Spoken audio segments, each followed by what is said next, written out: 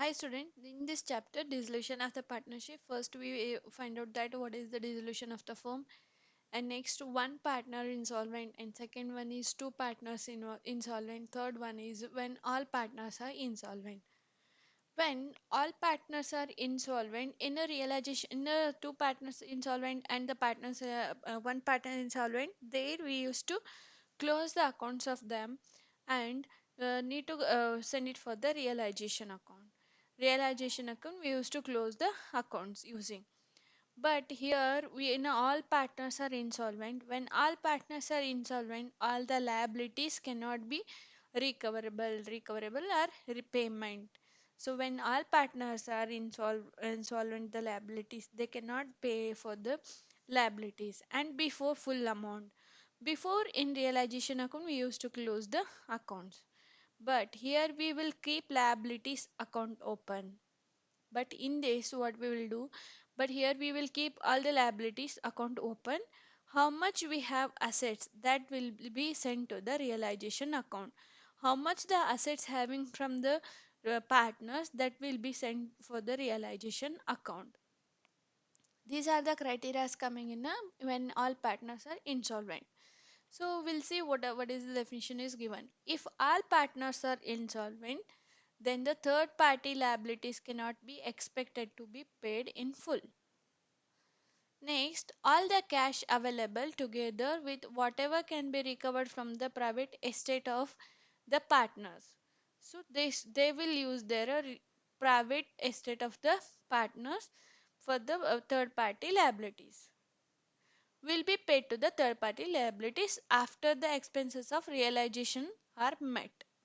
Once the liabilities after sending the assets to realization met, then they will pay to the third party's liabilities.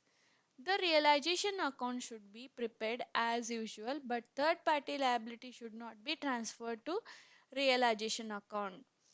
So realization account, how we used to calculate in the insolvent partner, one partner insolvent and second partner insolvent, two partners insolvent.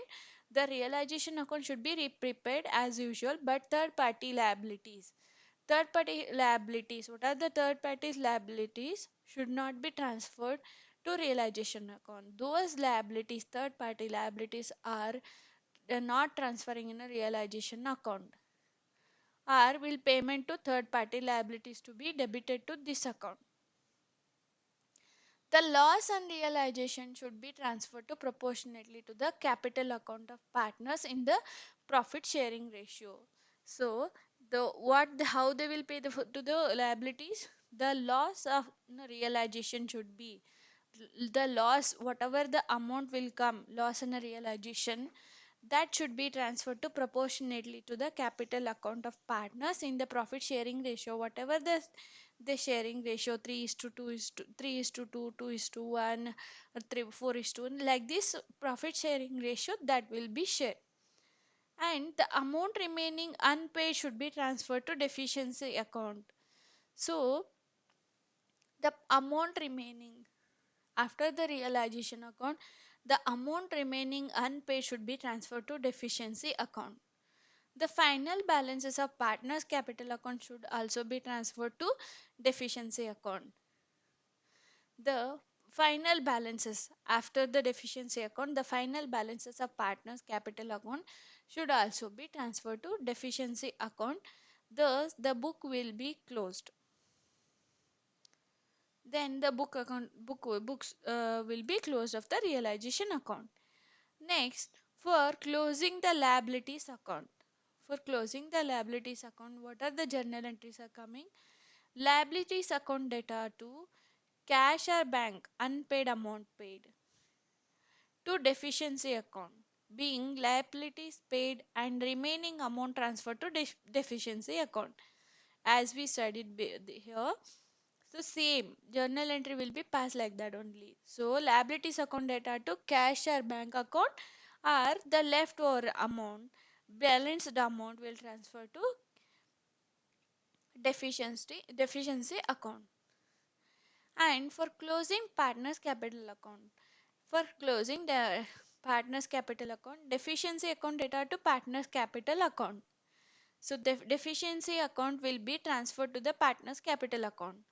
Being balance a partner's capital account transferred to deficiency account. Next, recovery from insolvent partner. In if any amount is recovered from him by the firm, the entry will be as follows: cash or bank account data to insolvent partner's capital account. Being amount received from insolvent partners. Next is distribution of capital deficiency of insolvent partner. So the distribution of capital deficiency, the capital deficiency will transfer to partner's capital account. Of how the distribution of capital efficiency will transfer to the insolvent partner, how it will be distributed, we'll say now. Point to be remembered before making distribution of capital deficiency in insolvent partners: first, transfer sundry assets to realization account. So whatever the assets are there from the partner side, that will be passed to the transfer to the realization account. Second option, second point, don't transfer outside liabilities to realization account. So, what are the third parties liabilities or outside liabilities? Those will not be transferred to realization account. Like a sundry creditors, bills payable, bank loan, they we wish to take these entries in the realization account when the partner is one partner solvent and two partner solvent. But in a in a full partner three all partner insolvent, we are not taking the transfer of the outside liabilities to realization account. Open, just will keep a third liabilities open only. Open third party liabilities accounts. Open third party liabilities accounts. Next, third point is open deficiency account. So, need to open the deficiency account and transfer debit balance of partner's capital account to deficiency account. So, debit balance, whatever the debit balance is coming, that will be transferred to partner's capital account too. From the partner's capital account to transfer to deficiency account. Open deficiency account and transfer debit balance of partner's capital account to deficiency account, so that a debit balance of the partner's capital account will transfer to deficiency account. The available cash is to be distributed among third party liabilities. After the deficiency account, the available cash is to be whatever the left amount will be, cash is to be distributed among a third party liabilities. If these are more than one, then in their due proportion. Example, creditors 30,000 and bills payable 20,000. In this case, the available cash will be distributed to the ratio in the ratio of 3 is to 2. Thus, the party liabilities are discharged only up to the possible limit and not fully. When the all the partner insolvent, so at that time can't pay the all the liabilities, it will be the taken from the private of their estate, but thus the third party liabilities are discharged only. They cannot pay, there are very less possibilities to pay full amount, and it will be limited amount can be paid from the partners. Thus the third party liabilities are discharged only up to the possible limit and not fully. So this is about these are the points of distribution of capital deficiency of insolvent partner. Using all these procedures, all these steps, we need to calculate when the partners are insolvent. All the partners are insolvent problems.